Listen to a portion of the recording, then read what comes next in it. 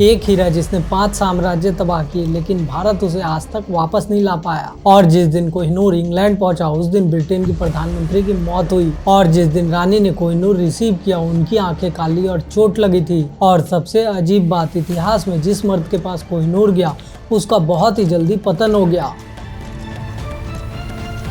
तो सवाल बहुत ही ज्यादा सीधा है, कोहिनूर हीरा है या फिर श्राप? और सबसे बड़ा सवाल, आज तक कोहिनूर भारत वापस क्यों नहीं आया? और इन सारी चीजों को जानने के पहले सबसे पहले हम समझते हैं इसकी शुरुआत कहाँ से हुई। आज से लगभग 700 साल पहले आंध्र प्रदेश के गोलकुंडा क्षेत्र में, वहाँ पे दुनिया की इकलौती जगह जहाँ पे हीरो की माइनिंग होती थी, 1306 के आसपास कृष्णा नदी के किनारे एक असाधारण हीरा मिला।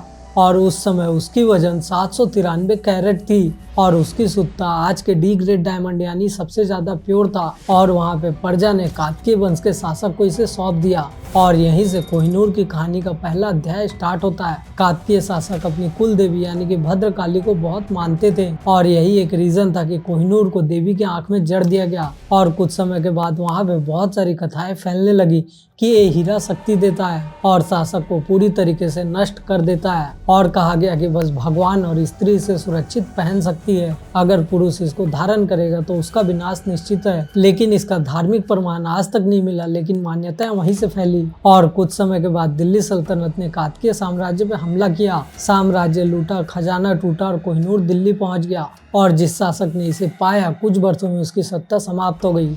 और यही पैटर्न बार बार दोहराया गया और बाद में बहुत सारे राजा एक दूसरे पे हमला करके कोहिनूर ले गए। और धीरे धीरे बहुत हाथों से गुजरते हुए ये बाबर के पास पहुंचा। और बाबर ने एक बात बोला, ये हीरा इतना ज़्यादा कीमती है कि ये दुनिया के एक दिन का खर्च उठा सकता है।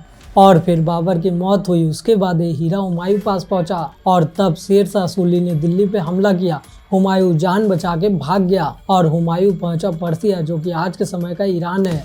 और यहीं पे हुमायूं ने कोहिनूर को वहाँ के राजा को सौंप दिया। और ये पहला टाइम था जब कोहिनूर भारत से बाहर गया था। और उसके बाद पर्थिया से वापस दिल्ली पहुंच गया। और शाहजहां कोहिनूर से बहुत ही ज्यादा ऑब्सेस्ड थे, उन्होंने कोहिनूर को बहुत ही ज्यादा तराशने का आदेश दिया।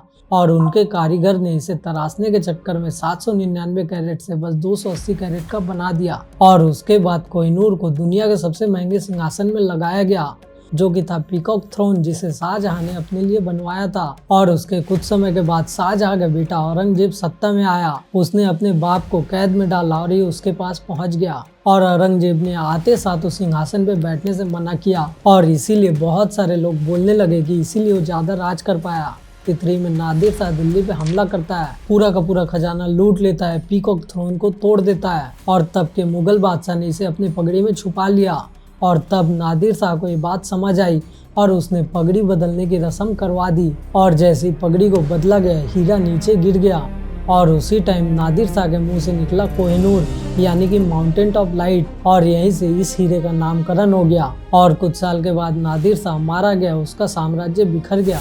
और उसके बाद ये फिर ट्रांसफर हुआ और अफगान शासक के पास पहुंच गया। और फिर सत्ता संघर्ष और पतन हो गया। और आखिर में कोहिनूर पहुंचा महाराज रंजीत सिंह के पास। और उन्होंने साफ कहा कि इसे मंदिर में दान करना चाहिए। और उनके खजांची ने इसे मंदिर में दान करने से मना किया, क्योंकि उस समय ये हीरा बहुत ही ज्यादा महंगा था। और ये हीरा रंजीत सिंह नहीं बल्कि सिख साम्राज्य का था। और धीरे धीरे रंजीत सिंह का भी साम्राज्य डूबने लगता है। और कहानी में आते हैं अंग्रेज यानी कि ब्रिटिश लोग। और रंजीत सिंह के मौत के बाद एक 5 साल का बच्चा दलीप सिंह को ब्रिटिश ने वहाँ का राजा बना दिया और वहाँ को नजरबंद की, सत्ता उनसे छीन ली। और एक संधि जबरदस्ती साइन करवाई, ट्रीटी ऑफ लाहौर यानी कि आर्टिकल 3। और वहीं से कागजों में कोहिनूर ब्रिटेन का हो गया। और उसके बाद 1849 में एक समारोह हुआ और उस समारोह में सार्वजनिक रूप से कोहिनूर अंग्रेजों को सौंपा गया।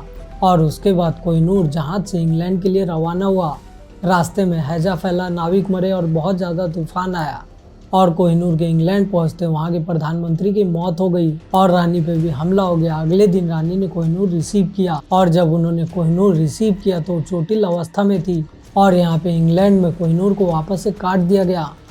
और काटने के बाद कोहिनूर बचा 105 कैरेट का। और रानी के पति के मृत्यु के बाद एक चीज तय हुआ कि कोहिनूर को बस महिलाओं के द्वारा पहना जाएगा। और आज भी ब्रिटिश शाही परिवार में कोई भी पुरुष आज तक कोहिनूर को धारण नहीं करता है और उसके बाद भारत ने इसे 1947 में वापस मांगा, लेकिन वहां से जवाब नहीं आया। उसके बाद 1953 में फिर मांगा गया और तब अफगानिस्तान, ईरान सबने इस पे दावा किया और ब्रिटेन का इस पे एक ही जवाब मिला कि ये उन्हें लीगली मिला है। और आज के डेट में इसको भारत लाने में बहुत सारी कानूनन अड़चन है। यूनेस्को कन्वेंशन के 1970 और 72 के कानून के हिसाब से इसको लाने में बहुत सारी अड़चन है, क्योंकि आज के डेट में बहुत सारी सीमाएं बदल गई है। भारत कहता है कि ये हमारी संस्कृति और हमारी विरासत है और ब्रिटेन कहता है अगर हम दे देंगे तो म्यूजियम खाली हो जाएगा। तो क्या कोहिनूर सच में श्रापित है या फिर सत्ता, लालच, साम्राज्य की पतन की कहानी है? और ये बात तो तय है कि कोहिनूर सिर्फ हीरा नहीं बल्कि इतिहास का आईना है और इस पे बहस हमेशा होगा, हमेशा जिंदा रहेगा।